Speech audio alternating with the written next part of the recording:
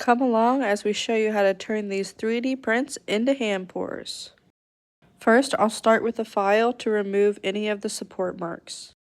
Then I'll get a little bit of wax on the tip of my tool and I'll fill in the voids left from the supports and any imperfections.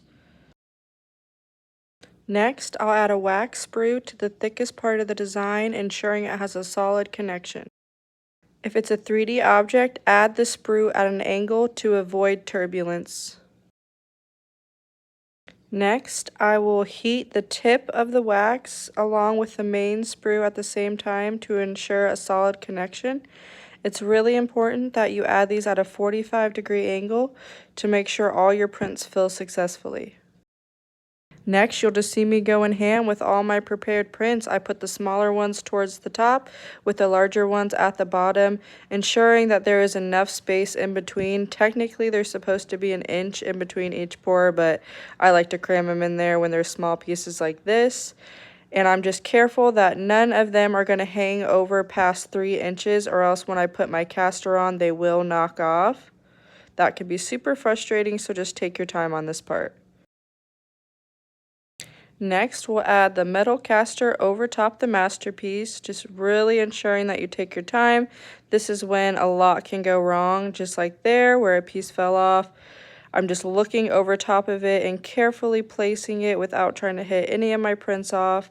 And then once I get towards the bottom, there is a rubber piece. That's where it gets tricky. So I'll kind of angle it and then stretch the bottom rubber. That way I can get them all in without falling off.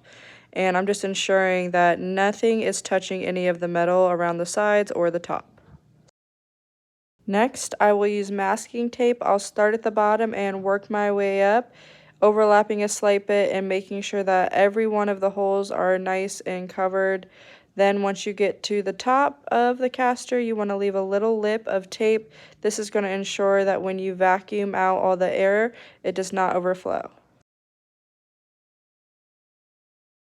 Next, we're going to make our mixture. You're going to start with a cup and fill it with 323 fluid ounces of distilled water. This is for a 3x6 caster. In a separate cup, you'll fill it with 30 ounces of investment powder. Just be sure whenever you are working with the investment, you have a ventilation mask because it is toxic to the lungs if it's breathed in.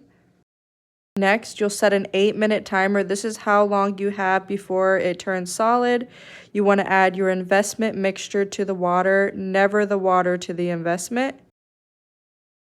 After you pour that in, you're going to take a hand mixer or whatever kind of mixer you have.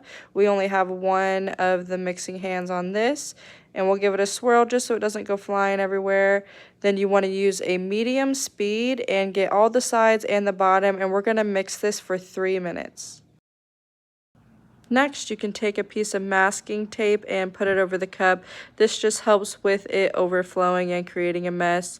If you have a damp rag, it does help create a nice seal. Then we're going to turn on our vacuum pump and we're going to pump out the air bubbles for 2 minutes. If you have a good seal, the bubbles will start to rise towards the tape.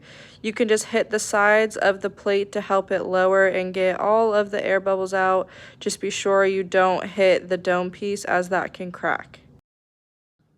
After the 2 minutes is up, you always release your vacuum before turning off the pump. Then we'll remove the dome. Now we're going to add our investment mixture to the caster. To do that, you're just going to tilt your caster and slowly pour in the mixture.